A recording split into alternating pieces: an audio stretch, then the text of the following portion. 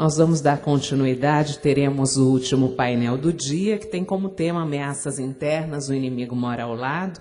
Convido para coordenar este painel Frank Melian, sócio da KPMG Management Consulting, que vem acompanhado dos demais painelistas participantes, Anderson Elias Mendes, CSO da Cabesp, Igor Gutierrez, Security Officer da Crefisa, Ricardo Fernandes, vice-presidente de Segurança para a América Latina da CA Technologies, John Juscas, Business Process and IT Management do HSBC Brasil, peço que tenham acesso pela outra lateral do palco, Marcos Souza, gerente de produtos da Tivit, Yannis Stoyanis, gerente de segurança da informação da Embratel. Composto o nosso painel, que tem como tema ameaças internas, o inimigo mora ao lado, passo a palavra à Graça Sermon. Obrigada.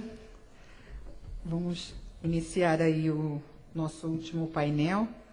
E é interessante, né? A gente não combinou, mas, na verdade, em todos os painéis, de alguma forma, nós tocamos nesse ponto, né? Mas os temas realmente são muitos e cada painel tinha um determinado foco, então esse assunto ele foi pontuado ao longo do dia, mas agora a gente tem a oportunidade de radiografar um pouco melhor esse cenário das ameaças internas, que, na verdade, né, pelo que a gente vem acompanhando, é onde realmente acontece o maior volume de fraudes, vazamentos, enfim.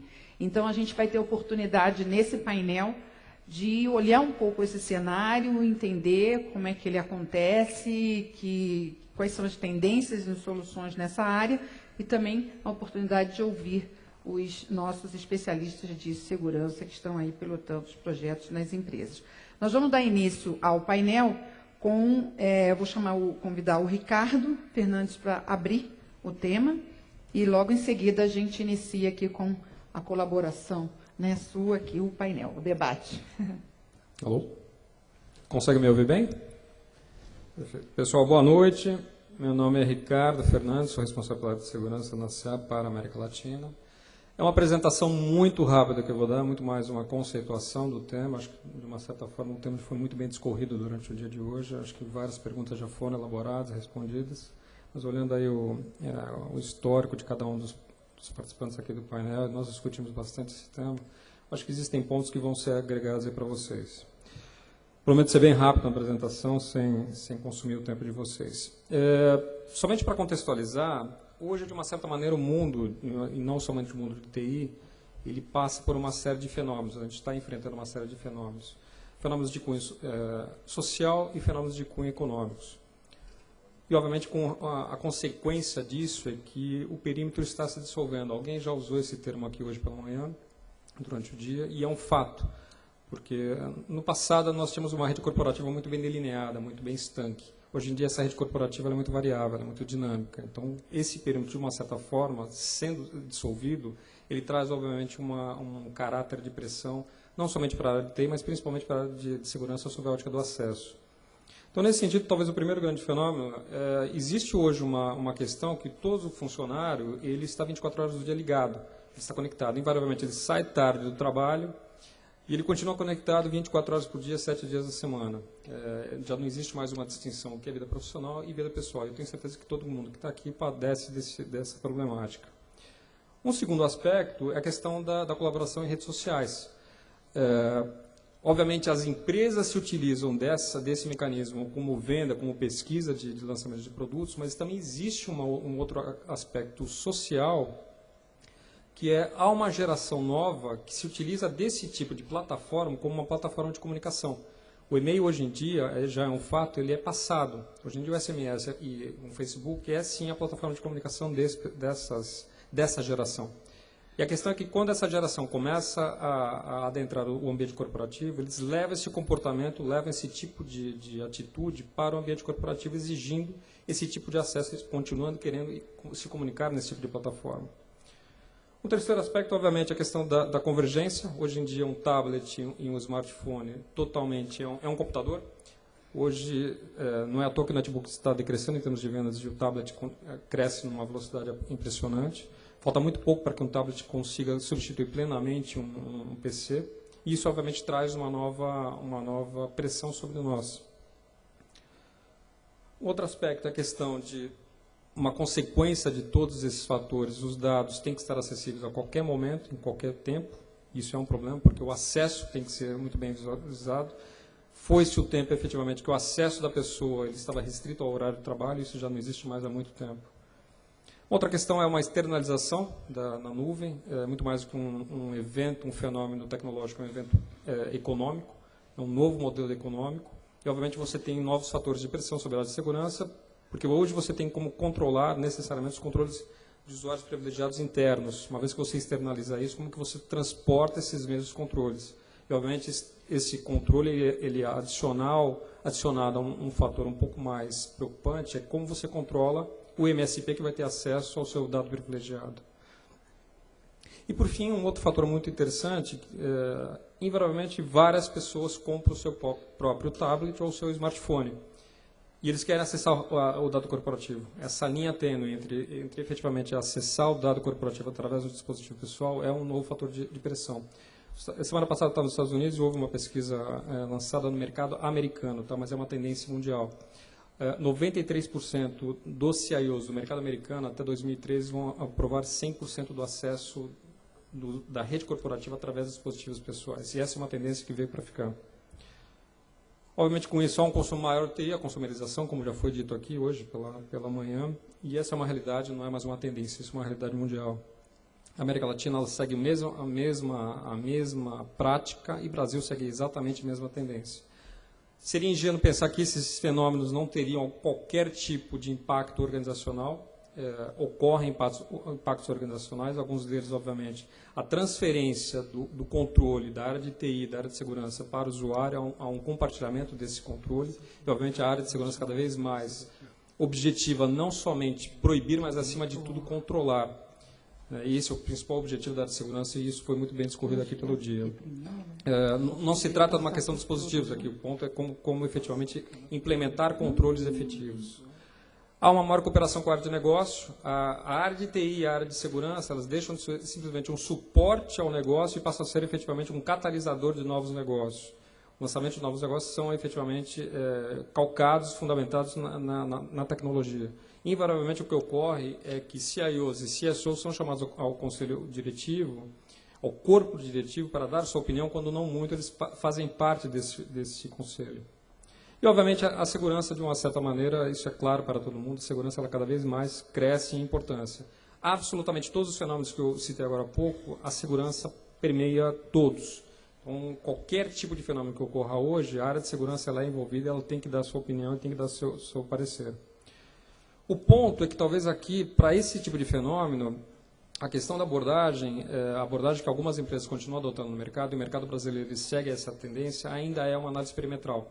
A análise perimetral ela segue, por analogia, uma questão de você manter os bandidos fora, através de uma questão de guardas, questão de câmeras de vigilância. E, obviamente, quando você traduz isso para a TI, você tem toda a questão de firewalls, toda a questão de antivírus e segurança de rede. Isso está sendo muito bem feito por grande parte das empresas. O ponto é que, talvez, fazendo somente isso, e vejam, isso tem que continuar a ser feito. A ameaça externa é a principal ameaça que, efetivamente, é o que representa um risco para as empresas. O ponto é que, dessa forma, deixa-se de lado um dos principais riscos que tem que ser mitigados, que é, efetivamente, a questão da ameaça interna. Vou apresentar uma estatística que, efetivamente, aponta um maior crescimento sob a ótica da ameaça interna. E o que é a ameaça interna? São exemplos mais corriqueiros. São ações do tipo compartilhamento da conta root, compartilhamento da mesma conta entre vários usuários, em que você, através disso, você perde a rastreabilidade e a possibilidade de responsabilização. É questão de simplesmente de um envio de um arquivo confidencial para um e-mail pessoal para poder trabalhar à noite. Isso pode infringir algum tipo imputar algum tipo de violação da política de segurança. E quem pode representar essas ameaças? Obviamente são os empregados. Sempre há uma tendência maior para aquelas pessoas, aqueles funcionários que têm acesso a algum tipo de dado confidencial, informação confidencial, como, por exemplo, financeiro, comercial, RH e marketing. Obviamente, parceiros sempre têm cada vez mais, através do supply chain, o parceiro ele é integrado à cadeia de valor e, obviamente, com isso, há uma agilidade, mas a consequência disso é que você passa a ter muito mais acesso, o parceiro passa a ter mais acesso a esses dados confidenciais.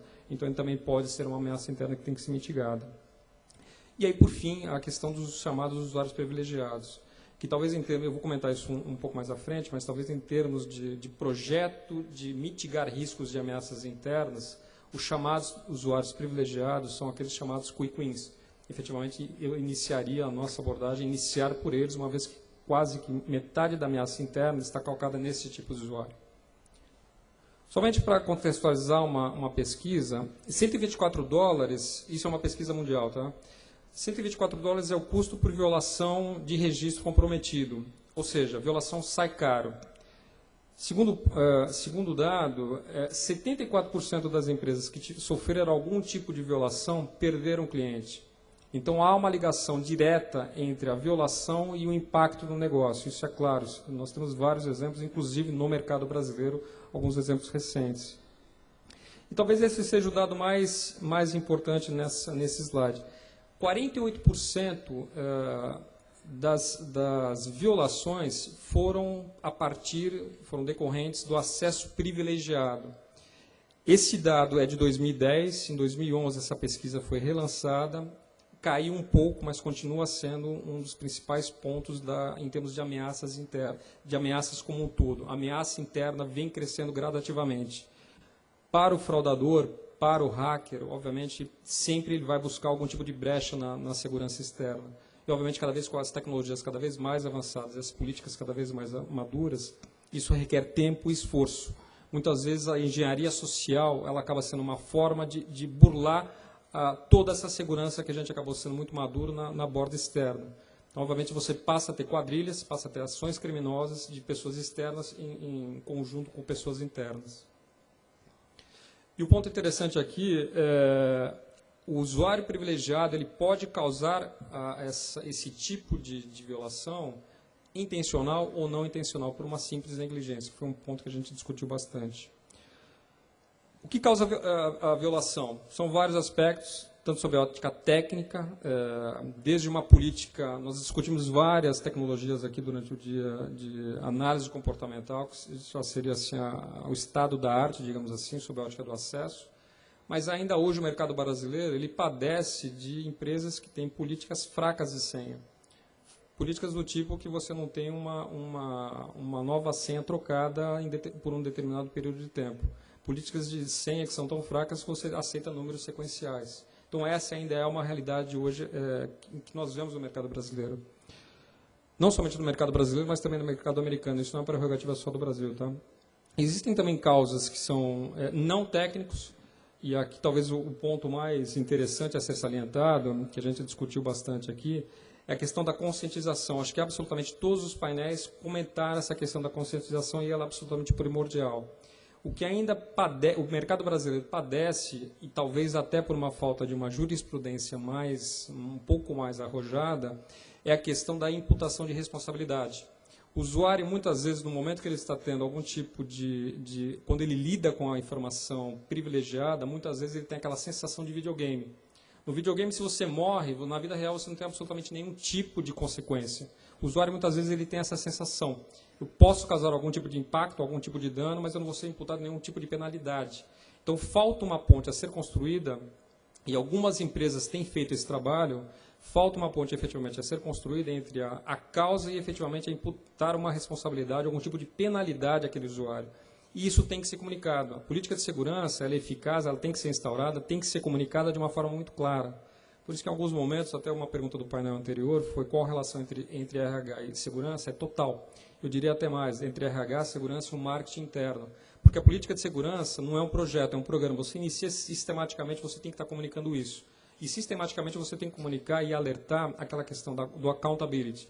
Você fez alguma coisa errada, você é passível de uma penalidade. Somente para contextualizar, como eu disse antes, a questão do desafio do chamado usuário privilegiado, aquele que tem acesso por direito a algum recurso crítico da empresa. Esse talvez seja um dos principais temas e aí tem a prerrogativa de ser um fornecedor, ela me dá uma visão não somente do Brasil, mas da América Latina. Eu posso dizer hoje, 9 entre 10 empresas que nos procuram, o principal tema é esse: como eu trato o usuário privilegiado.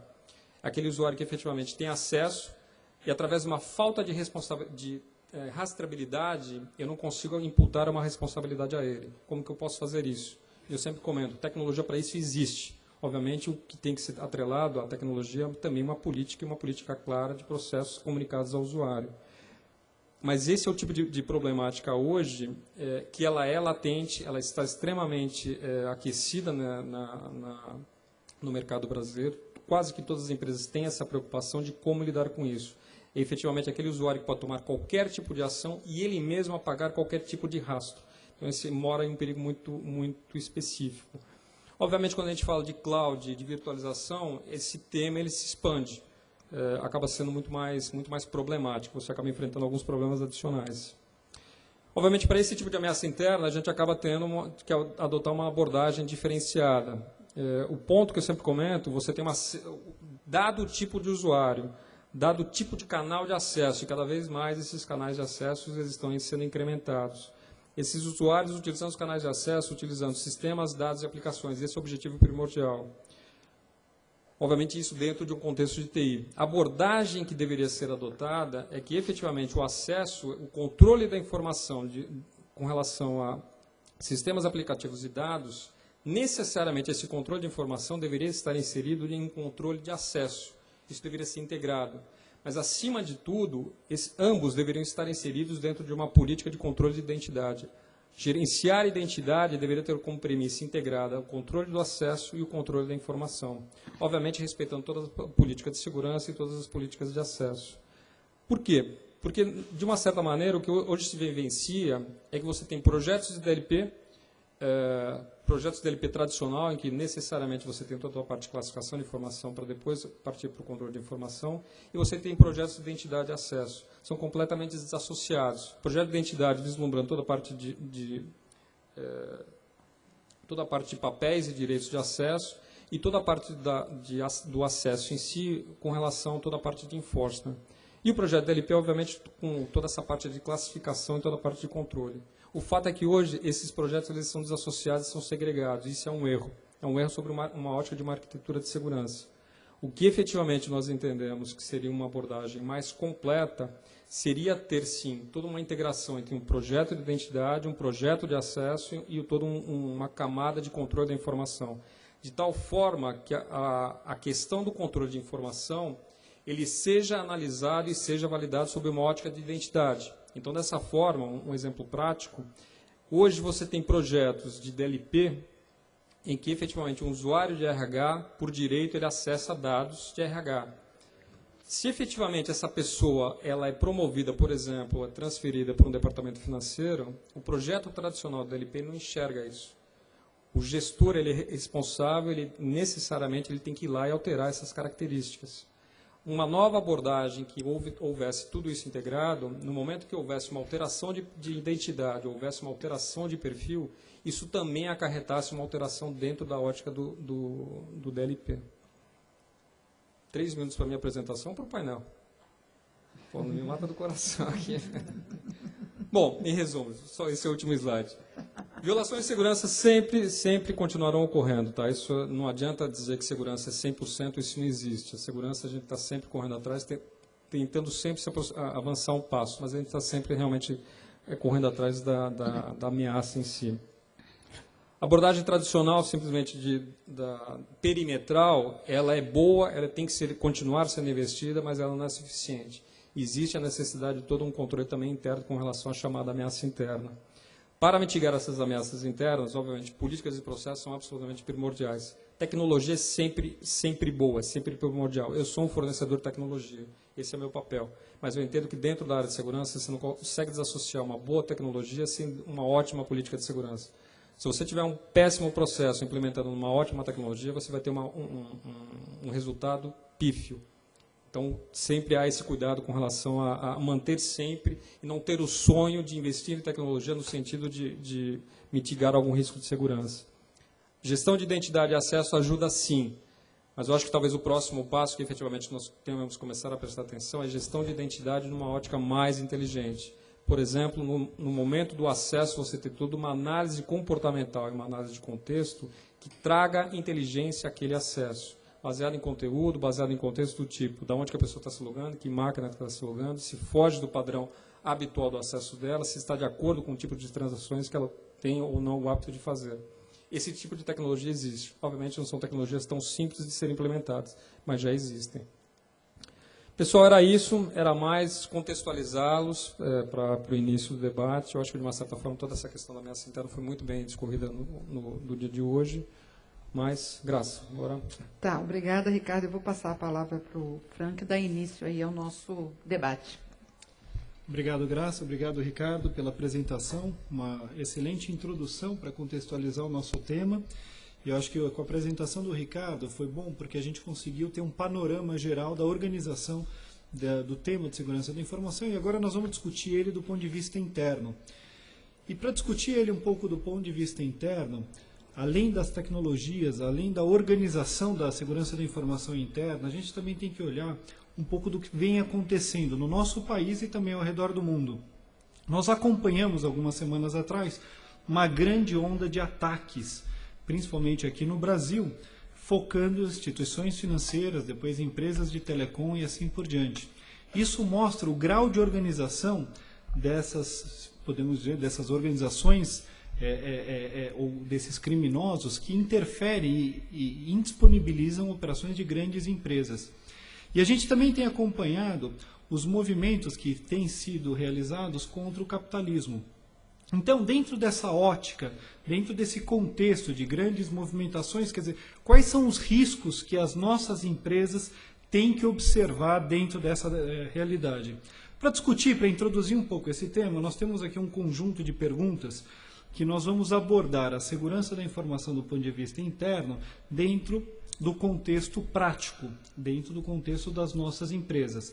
E aqui os meus colegas representam empresas de diferentes segmentos. Nós temos aqui o segmento financeiro, nós temos o segmento de telecom, nós temos o segmento de prestadores de serviço de tecnologia.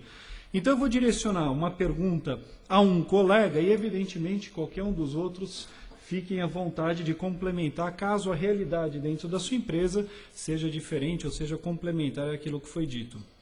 Então vamos dar início. A primeira pergunta diz respeito: as ameaças internas são fruto de políticas mal resolvidas ou os criminosos estão cada vez mais ousados? Para a gente introduzir, então, a primeira pergunta, eu vou pedir que o Yannis, da Embratel, nos ajude. Boa noite a todos. Primeiro, queria agradecer a organização do evento pelo convite. Bom, quando a gente fala de ameaças internas, a gente está falando de fator humano, de pessoas. E aí existem alguns fatores que a gente não pode controlar. Por mais que a gente empregue programas de conscientização, programas de educação, treinamento, existe a natureza do humano.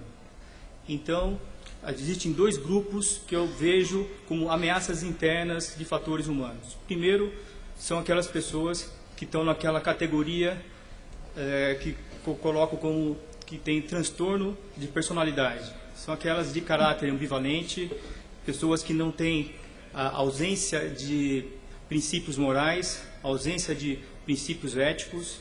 Então elas estão sujeitas a cometer fraudes, a fazer atos ilícitos, a fazer sabotagens, vandalismo, e prejudicar o ambiente de uma maneira geral.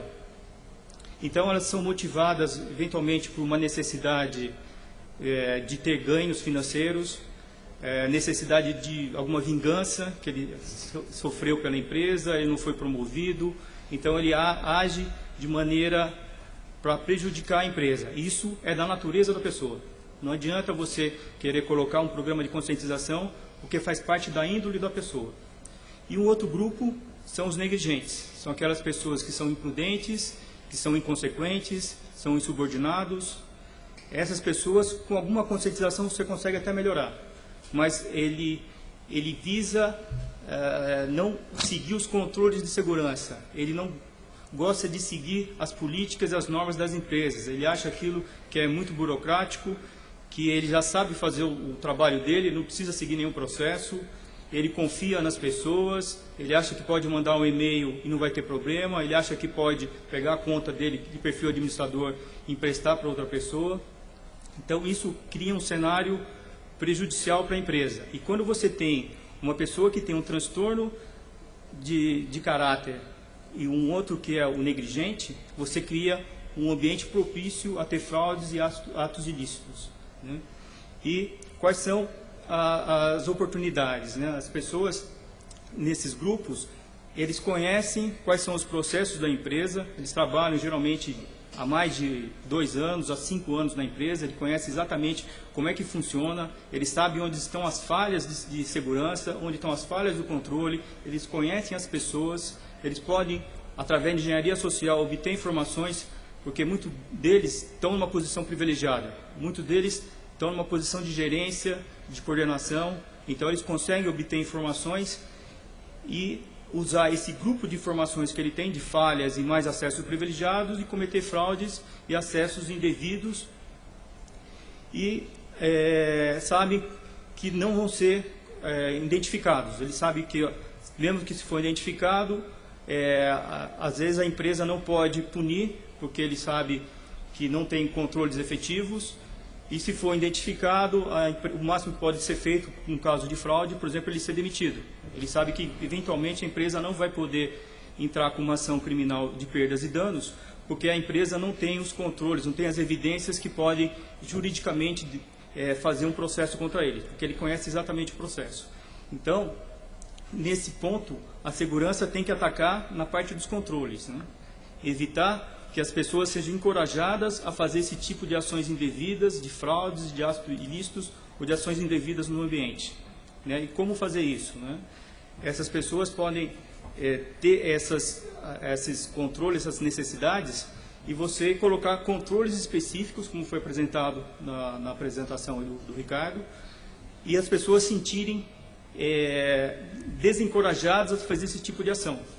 Eles vão saber que a empresa tem políticas específicas, tem as normas, tem os controles, existe uma blindagem jurídica, onde ele é responsabilizado se ele fizer alguma ação. Então ele tenta fazer alguma ação indevida, por exemplo, no gerenciamento de mudanças. O negligente, ele aproveitou para fazer uma atividade e que estava seguido dentro da programação e aproveitou o tempo para fazer alguma outra ação. Ele fala, vou fazer isso porque sexta-feira eu vou assistir um jogo, vou numa festa, aproveito para fazer essa atividade que não estava programada. Se ele receber uma comunicação que ele fez uma ação indevida, ou já no momento ele ser inibido de fazer isso, ele vai sentir que a empresa está supervisionando. Então ele vai sentir que a empresa está preocupada com a questão de segurança, a empresa está vendo o que ele está fazendo. E aí você consegue inibir esse tipo de ação. Então os criminosos, voltando à questão da pergunta, né?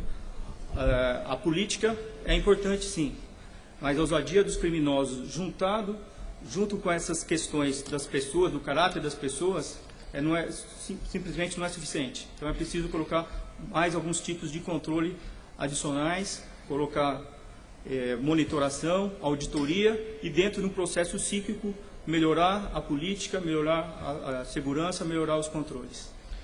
Obrigado, Yannis. Quer dizer, um resumo que a gente pode fazer da sua análise, Yannis, eu procurei tomar nota das principais mensagens que você colocou. Quer dizer, a fraude ou a exploração de uma vulnerabilidade interna se dá basicamente por 2 fatores, né? A motivação e a oportunidade ou uma fragilidade no ambiente tecnológico. Então, para nós tratarmos essa questão, basicamente nós deveríamos ter um conjunto de medidas para mitigar a motivação de funcionários internos que tivessem a intenção de fazer isso e, em contrapartida e em paralelo, que nós também tivéssemos um conjunto de controles para diminuir a possibilidade dele encontrar a oportunidade, que é conhecer uma fragilidade do ambiente por meio do qual ele executaria essa fraude, esse ato ilícito, né?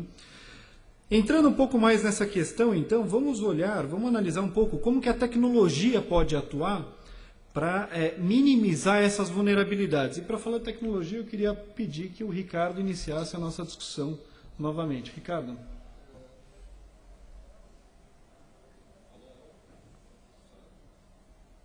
Sem som aqui, por favor.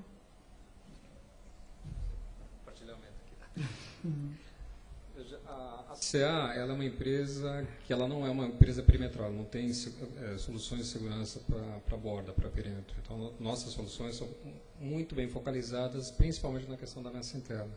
Existe uma série de tecnologias, e talvez hoje uma grande tendência seja aplicar as técnicas de antifraude, nós estamos trabalhando com isso agora, análise comportamental com relação ao acesso para ameaça interna. Você tem tecnologias de gestão de perfis cada vez mais inteligentes, aplicando inteligência para assinalar o perfil correto para aquele usuário de acordo com a sua função de trabalho. Você tem tecnologias de identidade que já são integradas com perfis e cada vez mais integradas, por exemplo, com controle de informação. Você tem, inclusive, tecnologias já existentes e de facílima implementação com relação a toda a parte dos usuários privilegiados. Que, como eu disse até na minha apresentação, talvez essa parte do usuário privilegiado dentro de um projeto, um programa de ameaças internas, seja o projeto mais rápido, digamos mais rápido em termos de ROI. O ponto da tecnologia, que eu sempre comento, a tecnologia sem um bom processo e sem uma política de segurança, ela é falha. Ela vai ser, literalmente, sempre haverá uma lacuna. Então, a tecnologia ela vai cada vez mais avançando e nós estamos buscando esse avanço sob a ótica técnica, tecnológica propriamente dita. Mas sem uma boa política implementada, você não tem absolutamente nenhum tipo de chance de sucesso no seu projeto. Se você não tiver uma política, e obviamente também por parte do fornecedor, necessariamente projetos de segurança requerem um caráter consultivo quanto à implementação. Você tem que analisar quais são os processos. Você pode aportar valor sob a ótica das melhores práticas de como implementar esses projetos. Você tem que analisar, por exemplo, fatores básicos do tipo, um usuário privilegiado, quais os níveis de aprovação necessários, qual seria a quantidade de níveis adequados para um tamanho de uma empresa, qual o processo de RH de contratação e qual o processo, por exemplo, de RH para uma demissão de um funcionário. Não adianta nada você demitir um funcionário e ele continuar tendo os acessos. A tecnologia até pode prover esse tipo de benefício, desde que efetivamente seja avisado. Se você não tem nenhum tipo de gatilho para efetivamente, no momento de uma demissão, isso se refletir na tecnologia, a pessoa vai continuar tendo os mesmos acessos. Então, obviamente, a tecnologia ela sempre avança no sentido de implementar e automatizar as melhores práticas de segurança. Mas sem uma política de segurança muito bem robusta, muito bem comunicada, invariavelmente todos os projetos de segurança eles vão simplesmente comprar produtos e ficar na prateleira sem ter uma boa implementação. Quer dizer, o resumo que a gente pode tirar daqui, Ricardo, é que por mais que a ferramenta seja boa, efetiva, atualizada, se a gente não lidar com o processo inicialmente e planejar a inserção da ferramenta como um instrumento de automatização do processo, em princípio a gente automatiza a desorganização. Exatamente, exatamente. Cada vez mais as empresas de tecnologia, se atalham entre elas, nós buscamos automatizar os processos, buscamos colocar e automatizar as melhores práticas. Mas, efetivamente, como você disse, se não há uma organização sob a ótica da política de segurança, você vai simplesmente implementar uma coisa que é caótica, né? Vamos dar um passo à frente, vamos continuar nessa nossa análise, né, das vulnerabilidades internas e das ameaças que existem dentro do ambiente corporativo. E vamos discutir agora, quer dizer, como que a gente implementa essas ações preventivas, como que a gente parte de uma ação mais preventiva e menos reativa a incidentes. Porque na grande maioria dos casos nós temos muita dificuldade de aprovar os projetos de segurança da informação, até que um grande incidente dispare os projetos e aí aquilo que a gente havia planejado durante um longo tempo passa a ser imediato e sob o regime de emergência. Quer dizer, como que a gente muda esse cenário? Como que a gente parte de uma implementação preventiva e menos reativa? Para a gente falar um pouco sobre isso, eu vou pedir que o Igor inicie a conversa. O Igor é da Crefisa, então a gente começa a ter uma visão do segmento financeiro sobre isso. Boa noite a todos. Eu tenho certeza que a maioria aqui, se não todos, estão na expectativa e até mesmo ansiosos de sair desse evento hoje né, com algo a mais para poder implementar na empresa a respeito desse tema que nós estamos abordando. Porém, muitas vezes se torna difícil implementar na empresa ferramentas, processos, né, tecnologias, se nós não conseguimos atingir o principal ativo da empresa, que é cada colaborador, funcionário, né? E por conta disso, muitas empresas, né, principalmente as grandes corporações, têm tomado ações reativas, né, baseado, por exemplo, em cima de incidentes, e depois têm corrido atrás de processos, metodologias, políticas e ferramentas. Enquanto eles estão correndo atrás de todo esse mapeamento, acabam acontecendo outros incidentes, outros problemas, ou seja, acaba sempre o time de segurança, o time de TI, fazendo um esforço imenso, né, gastando o budget a mais do que tem. É um esforço para alcançar, na verdade, o vento, né? Então, na verdade, as empresas, na minha opinião, têm que começar a voltar, né, a desenvolver, baseado no negócio e nos acontecimentos de outras corporações, dependente do segmento, para desenvolver não só uma política, mas uma metodologia. Falamos muito aqui de conscientização, mapear bem todos os cargos, alçadas, processos da empresa, para depois se implementar, ou melhor, escolher e se implementar uma tecnologia. Temos um framework hoje de segurança, baseado em processos, pessoas e tecnologia, que muitos profissionais, né, CSO, Security Officers, têm encontrado dificuldade de aumentar esse framework. Por quê? Porque não tem encontrado uma arma efetiva no que se diz respeito a atacar a fonte humana, que são os funcionários. Então, se desenharmos, né, uma pirâmide, dentro de processos, nós devemos ter lá metodologia, normas e procedimentos. Mas como desenvolvo isso da melhor forma, de forma eficaz, que não impacte o negócio da minha empresa, não prejudique a imagem da minha empresa e nem gere um desperdício de investimento com aquela ferramenta? Então, cabe aos profissionais fazer isso da melhor maneira, já pensando na ferramenta e qual é a cultura da empresa para poder atacar. Do outro lado da pirâmide, que é o principal, são as pessoas, é o processo que nós conhecemos, né, de cultura, conscientização e, principalmente, capacitação. Se nós formos pegar cada item desse, nós conseguimos granular diversos itens de como realizar de uma forma efetiva. Então, cada um conhece bem qual é a cultura da sua empresa, o ramo de segmento e como atacar. Se fizermos isso de uma forma plena e com um certo zelo, nós conseguimos efetivamente resolver muitos dos problemas, muitas das vezes sem usar tecnologias. Agora, fechando a pirâmide, que é a parte de ferramentas, devemos então usar recursos físicos e também lógicos. Então, essa pirâmide, notaram que são 3 passos, né? Processos, pessoas e ferramentas. Esses 3 têm que existir. Não pode faltar nenhum pedaço desse triângulo. Agora, a dificuldade que é encontrada hoje é por qual lado começar. Então, temos toda a família ISO. Se for uma instituição financeira, temos a ISO, mais Bacen, se for o caso, SOX. Começar a estudar tudo isso, aliar ao negócio, aí sim conseguiremos ter um plano efetivo, independente do negócio, dentro da empresa, para começar a ser ativo, né, prevendo, né, futuros incidentes, perdas financeiras, dano da imagem da empresa e até mesmo problemas de competitividade com os concorrentes. Muito bom. Você tocou em alguns pontos importantes, né? Nós temos alguns frameworks bem definidos, né, para a implantação de segurança, ISO 27000, 27001, a família 27000 em geral.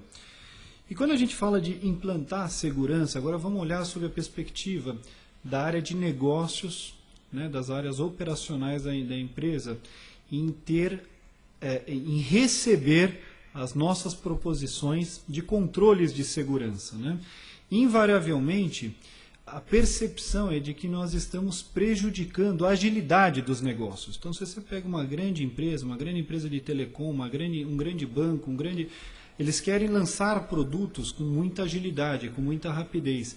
E na medida que nós dizemos que esses produtos têm que ser avaliados, têm que ser testados do ponto de vista de segurança, nós temos que ter uma avaliação de risco, de vulnerabilidades previamente, nós estamos impondo algum atraso nesse lançamento de produtos. Para tratar desse tema, eu queria discutir um pouco aqui com os colegas e também deixar a plateia à vontade para enviar perguntas para a gente. Quer dizer, como que a gente equilibra a performance hoje requerida da agilidade dos negócios, do lançamento de produtos, de modificações, né, com a necessidade de controles de segurança, controle de acesso, análise de vulnerabilidades e assim por diante. Então, como equilibrar performance e controle? Eu queria ter uma visão de dois segmentos diferentes. Eu queria ter uma visão inicialmente do John, do HSBC, para falar um pouco da perspectiva do mercado financeiro, altamente regulado, né? Foi mencionado, regulado pelo Banco Central, principalmente. E depois eu queria ter um complemento do Marcos da Tivity sob o ponto de vista dos prestadores de serviço. Então vamos iniciar pelo John. Bom, obrigado, Frank. Está funcionando aqui? Tá, tá sim. Depois ele... É interessante, porque a gente escutou até agora o Yannis falando da questão do RH, das pessoas, das equipes, e o Ricardo falando dos instrumentos aqui de proteção. E vamos falar agora do foco principal de qualquer corporação, que qual que é? É gerar negócio. Como é que a gente faz para balancear isso, para entender como é que a gente vai unir expectativas de negócio e também expectativas de tratar e ter negócios no ambiente seguro. Ao meu ponto de vista, é justamente isso que você falou, análise de risco. Tem que haver regras, mas também tem que ter análise dessas regras e análise de risco. Quem pode fazer essa análise desse risco? A pessoa-chave do business, a pessoa que é responsável pelo business, porque ela vai ser responsável pelo negócio fechado ou não fechado, e também pelo risco que ela vai estar correndo ao fechar esse negócio, ao permitir que uma regra seja seja deixada de lado, enfim. É um grande desafio, porque as áreas de negócio entendem, por mais que seja leve a restrição, como a restrição. Então, é um grande desafio. Eu queria ouvir também a posição aqui dos fornecedores, porque eu acredito que fornecedores, principalmente, têm que lidar com N instituições, N clientes, e cada uma com as suas regras de segurança, de fornecimento de produtos, serviços, enfim. Como é que é isso? Porque, nesse caso, nós somos os clientes, né? É verdade, eu concordo. O John tocou num ponto que foi citado também na parte da manhã, que é a análise de impacto no negócio, BIA, e ele faz parte de uma das etapas que a gente considera aí bastante estratégicas, né? Quando a gente olha sobre a ótica de um provedor de serviço, normalmente ele é procurado por alguns motivos, ou por boas práticas, pela simplificação, ou pelo uso eficiente da tecnologia. Então, quando a gente fala que a simplificação ela é fundamental, a gente vê que ela é parte do processo até para acalmar um pouco o usuário. A gente viu aqui algumas tecnologias até bastante sofisticadas, como análise comportamental. Então, às vezes, o risco disso é você causar uma paralisia. Então, a pessoa fica tão amedrontada e acaba não fazendo nada. Então, parte do nosso papel é simplificar, dar os passos para que você consiga implementar esses procedimentos de segurança de forma efetiva. E como é que a gente procura fazer isso, né? Vou tentar simplificar isso em 3 grandes etapas. Uma primeira é você realmente contextualizar o cenário, você entender a política, você entender o impacto que cada situação tem no seu negócio. Conhecendo o impacto, você vai conseguir tomar as decisões adequadas. Vou tentar dar exemplos. Se você conhece o ambiente dentro do teu negócio que é crítico, você vai se preocupar com tecnologias de criptografia, por exemplo, para aquele ambiente. Você vai aplicar uma solução de DLP para aquele ambiente. Você não necessariamente precisa aplicar para todos os ambientes. E aí é que você tem o uso eficiente. Um provedor ele consegue passar essa experiência adiante porque ele convive com a sua própria experiência, no caso da Tivity, uma empresa com 26 mil funcionários, 19 sites, então ela já tem uma complexidade por si só. mas ela tem também a complexidade dos nossos clientes. Então, a gente aprende também com esta diversidade.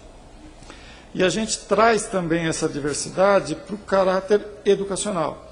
Então, parte do uso eficiente de uma tecnologia é você preparar todo o teu time interno. E essa preparação, quando ela está alicerçada por uma boa política ou princípio, fica tudo mais fácil, né? Você transmitir esse conhecimento. Então, essa dupla de tecnologia e educação, ela ocorre durante todo o processo, seja para atacar as ameaças conhecidas ou aquelas que a gente nem sabe que existem. Então, as conhecidas a gente ataca toda na preparação. As não conhecidas a gente ataca com a questão de trabalhar o princípio, que às vezes é o princípio da Tivit, na conduta que a Tivit estabelece, ou até mesmo, em casos até mais avançados, eu tenho que conjugar isso com a conduta que o meu cliente considera até adequada. E no momento que eu faço essa preparação de conduta, eu preparo todo o time para uma reação que não está prevista. Em algum momento eu posso não ter a tecnologia pronta ou o controle preparado para uma defesa de um ataque ou de uma ameaça. Mas se eu fiz a preparação do grupo, eu posso ter uma conduta adequada desse grupo perante uma ameaça não prevista. Então, essas duas partes, tecnologia e pessoas, acompanham, caminham juntas o tempo todo, e elas que dão o equilíbrio para que você não faça um bom uso e não trave o negócio. Queria complementar. Por favor. Só complementando um pouco, o que acontece com muitas empresas, principalmente, por exemplo, no caso da Embratel, que é um ramo de telecom, onde a concorrência é muito acirrada, né? Você tem muitos produtos lançados, lança um produto, a concorrência lança outro, e existem outros ramos, outros segmentos que também tem uma concorrência muito acirrada. Como é que as empresas, como é que a área de segurança geralmente trata esses tipos de ações, né? Então, o tempo para você lançar aquela solução, aquele projeto, é muito reduzido. E às vezes você não tem tempo hábil de implementar uma solução efetiva de segurança, né? Existe o time to market, né? Existem as pressões da alta direção, dos acionistas, de conseguir a implementação daquele projeto, de ter os ganhos rapidamente, né? Então, a pressão de atingir as metas é muito alta. E como é que as áreas de segurança, como é que eu vejo, como é que está sendo o mercado? Muitas vezes o pessoal emite uma carta de risco, fala, olha, os riscos são esses para implementar esse produto, e alguém, o responsável pelo projeto, ou o responsável pela área de negócio, assina aquela carta de risco. Mas às vezes ele nem sabe o que ele está assinando, porque às vezes não adianta alguém de TI falar, olha, esse site que você está publicando, ele está vulnerável a SQL injection, a cross-site scripting, alguém pode invadir, capturar as senhas dos usuários, capturar as informações. Ele não vai entender muito bem isso. Ele está sendo pressionado pela alta direção da empresa e vai assinar a carta de risco. Então, é preciso tomar cuidado com esses pontos. Quer dizer, a empresa pode sofrer alguma sanção, até regulatória, né, ter a imagem manchada no mercado, e aí a área de segurança fala, não, mas eu já fiz a minha parte, apresentei a carta de risco. Ele acha que aquilo é suficiente, mas a realidade não é. A empresa foi vulnerável, a empresa foi afetada. Então precisa tomar cuidado com essas questões. Quando emitir uma carta de risco, não é a área de segurança que tem que emitir sozinha. Geralmente ela precisa ter algum respaldo da área jurídica, da área de RH, onde coloca os pontos de riscos jurídicos que a empresa vai ter.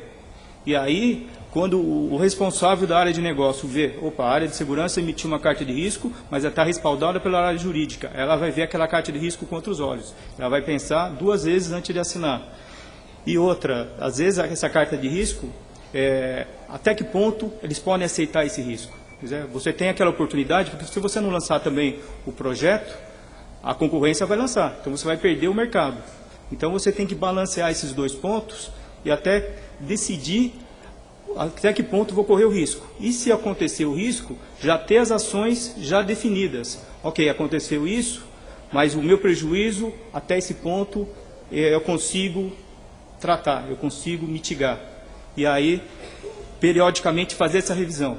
Porque o risco pode reduzir ou pode ser o mesmo, mas aquela oportunidade que a área de negócio lançou, aquele projeto, pode ser que não atenda a perspectiva que foi feita no plano de negócios. Pode ser que quando ele lançou aquele produto, não teve uma boa aceitação pelo mercado, ou a concorrência lançou algum outro produto, ou então teve alguma ação regulatória. Então, é preciso monitorar continuamente o risco e as oportunidades. E aí, definir as ações e os planos de mitigação para sanar esse risco, ou até conviver ou reduzir.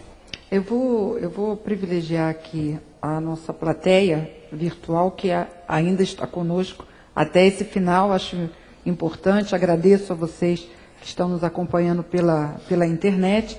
Selecionei uma pergunta para trazer aqui, que nós vamos direcionar, inclusive, com mais uma questão ao participante do nosso painel.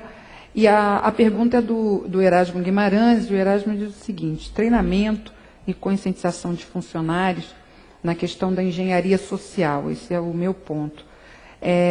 A minha pergunta é a seguinte: as empresas não deveriam possuir equipes especializadas em engenharia social para mitigar preventivamente esses riscos e essas ameaças internas? Bom, vamos agradecer a pergunta que veio do público. Acho que é uma pergunta bastante pertinente, né? Hoje, as técnicas de engenharia social são cada vez mais sofisticadas. E eu vou emendar nessa pergunta, que eu vou direcionar para o Anderson, da Cabesp, e eu vou pedir para que ele também, para a gente olhar não só a situação atual, mas que a gente olhe um pouco para frente também. Quer dizer, quais são as tendências que a gente vislumbra para o futuro próximo com relação à segurança e com a própria atuação da área de segurança da informação dentro das companhias. Então, Anderson, se você puder comentar um pouco sobre a questão da engenharia social, né, do processo educativo dos nossos funcionários, e também olhar um pouco para frente e falar um pouco das tendências que você enxerga hoje. E depois os colegas complementam. Eu acredito que para uma empresa grande, talvez se justificaria a questão de você ter uma equipe especializada em engenharia social. Agora, para empresas menores, eu acredito que não. O que poderia ser feito e o que deve ser feito é um bom projeto de conscientização. Não um projeto, mas sim um programa, onde você vai estar sempre tocando nesse assunto. Hoje em dia, a gente costuma ver esses programas aplicados em grandes empresas, como bancos, né? Na questão ainda até da lavagem de dinheiro, onde os bancos são obrigados a, todo ano, a fazer uma análise do patrimônio de todos os seus funcionários. Em empresas de menores portes, não existe isso. Então, elas ficam mais fragilizadas a esse tipo de ataque de engenharia social. A questão de ferramentas para o futuro, eu acho que quem pode responder melhor é o Ricardo, mas eu acho que na parte como empresa, como cliente, né, eu vejo que não só é necessário tecnologia, mas sim uma parceria para poder implementar essas tecnologias. Porque não adianta você ter hoje um ótimo software de DLP ou de gerenciamento de identidade, se você, nas suas aplicações, nem o conceito de perfil tem, porque a maioria das aplicações que a gente tem hoje na grande plataforma das empresas são desenvolvidas há algum tempo, onde não tinha o conceito de desenvolvimento seguro. E na questão do DLP, a maioria das empresas não sabem nem o que é importante para ela. Então precisa ser feito um trabalho todo antes, onde você vai classificar a informação para poder implantar uma ferramenta dessa. Então, eu acho que o que falta aí é mais essa parceria dessas empresas, entendeu? Agora sim, viu? Tem 3 minutos ali, Ricardo. Esses 3 minutos agora sim finalizam o painel. Não foi combinado, viu, Ricardo? Não, tá bom. Só respondendo a pergunta que veio pela web, eu sempre comento que pessoas representam um problema. E, ao mesmo tempo, pessoas representam a solução. Acho que foi um consenso aqui do grupo aqui, discutindo.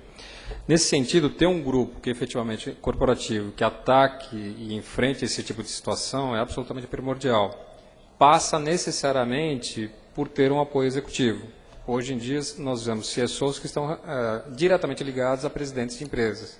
Por quê? Porque o presidente, ao final da história, é o nome dele que está sendo ligado a algum tipo de violação. Então, cada vez mais, ele tem essa conscientização de que, efetivamente, qualquer tipo de violação, o nome dele vai estar atrelado. Então, obviamente, tendo esse apoio, criar um grupo, efetivamente, que trabalha a conscientização e cria esse programa de conscientização atrelado a algum tipo de penalização, que é importante esse accountability, deveria fazer parte de qualquer empresa no nosso segmento. E, obviamente, nós, como representantes da área de segurança, deveríamos estar buscando isso. Em termos de futuro, aí, obviamente, é uma análise muito própria da CIAL, que cada vez mais nós objetivamos. Se a gente analisar a quantidade de tecnologias que existem no mercado, e uma empresa passar a implementar cada uma delas, ao final do dia você vai ter uma colcha de retalhos. E a integração disso passa a ser um outro problema também para a área de segurança. O que nós entendemos cada vez mais como investimento presente e futuro é, primeiro, essa integração sob a ótica do controle da identidade e do acesso da informação. Para nós isso tem que estar efetivamente muito bem alinhado. E, tecnicamente mesmo, no nível técnico, na plataforma tecnológica, tem que haver essa integração. O que a gente vê, tendência que os nossos laboratórios estão lançando agora e começam a investir mais pesadamente, é como trazer mais inteligência sob a ótica do acesso. O acesso hoje deixa de ser aquela questão de você atrelar um acesso a um novo, através de um perfil privilégio, a um novo funcionário, mas efetivamente como que você coloca uma autenticação inteligente para aquele acesso, considerando uma série de métricas, considerando uma série de variáveis, desde a questão da localidade, a questão do hábito e assim por diante. Autenticação, isso se traduz em tecnologias do quê? Autenticação forte, autenticações baseadas em comportamento e análise de risco. Eu concordo muito com o John que qualquer tecnologia que seja lançada, a implementação dela sempre necessariamente, e assim, é impossível implementar 100% das melhores práticas. Sempre uma nova tecnologia ela tem que seguir uma análise de risco. É absolutamente primordial esse tipo de dinâmica dentro do nosso segmento de segurança. Ok, acho que seguiu aí, né? Os 3 minutos finais. Realmente nós, assim, quem estava aqui no início do nosso congresso, viu o Opsilon falando, a Graça, ela realmente consegue cumprir ali o horário e tal. E aí ele me colocou uma responsabilidade que foi difícil, realmente eu confesso, ao longo do dia, mas acho que valeu a pena, porque nós tivemos aqui, né, painéis interessantíssimos, a contribuição de especialistas, CSOs, CIOs, fornecedores de soluções. Então, realmente, o fórum cumpriu a sua missão durante o dia de hoje. Vocês foram fundamentais para que a gente pudesse cumprir esse objetivo. Então, fica aqui o meu agradecimento por vocês estarem conosco até agora e o convite, porque amanhã a gente tem uma nova agenda e, com certeza, vocês farão parte dessa agenda, tanto vocês que estão aqui conosco, né, no nosso auditório, quanto os que nos assistem pela internet, que contribuíram bastante também. Então, nosso muito obrigado aos painelistas pela participação excelente, obrigado pela coordenação, Frank, e aí estamos, então, aí já na nossa mensagem final, não é isso? Muito bem, encerramos o primeiro dia de congresso, exposição e premiação Security Leaders 2011. Amanhã teremos vários painéis relevantes e também a cerimônia de premiação. Estão todos convidados. Obrigada e até amanhã. E uma salva de palmas aqui para os nossos painelistas.